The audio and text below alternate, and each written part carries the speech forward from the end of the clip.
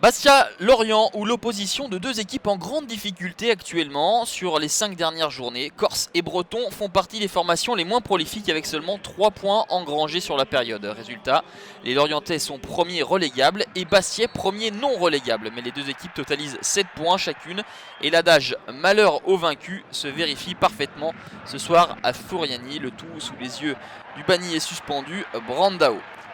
Le Brésilien va voir ses coéquipiers se montrer fringants en début de rencontre, mais maladroit avec ce centre qui ne sera pas repris par Floyd Haïté.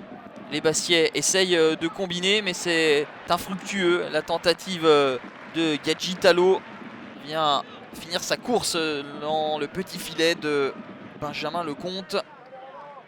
Claude Makelele reste stoïque, puisque c'est sur ce score de 0-0 que les 22 acteurs vont regagner les vestiaires. Un autre attaquant à ne pas être disponible pour Claude Makelele, c'est Djibril Cissé.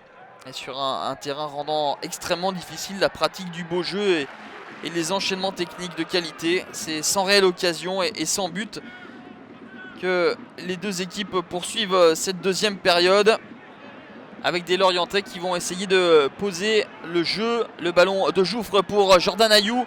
Le centre tendu de Jordan Ayou est repris par Benjamin Janot. Puis ensuite ricoche sur Mathieu Pébernès qui marque contre son camp. 1-0 pour Lorient. Un petit événement. Cela faisait 408 minutes exactement que les Merlus n'avaient plus marqué en Ligue 1. C'est une véritable délivrance. Bastia va ensuite essayer d'accélérer pour trouver l'égalisation.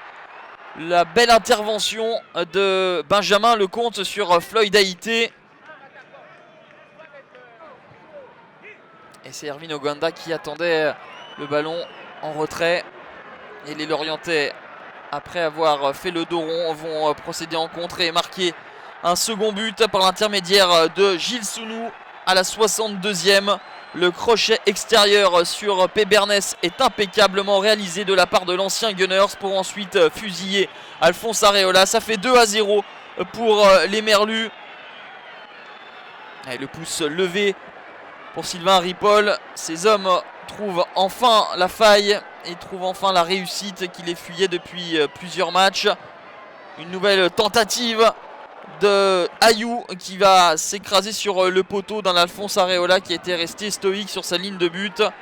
Une dernière opportunité pour les Bastiais avec le ballon en retrait de Talo pour Guillaume Gillet, mais la tentative du Belge est très loin du cadre. Le regard noir de Claude Makelele. Et les Bastiais sont nettement en deçà de leur bilan de la saison dernière, où ils avaient à pareille époque, à la 9e journée, 8 points de plus qu'aujourd'hui. Une dernière occasion pour Jordan Ayou repoussé par Areola, mais Lorient s'impose 2-0 et stoppe l'hémorragie de 4 défaites consécutives. C'est la première fois de leur histoire que les Merlus s'imposent à Furiani. Les Bastiais, avec ce nouveau revers, entrent dans la zone de relégation pendant que les Bretons en sortent.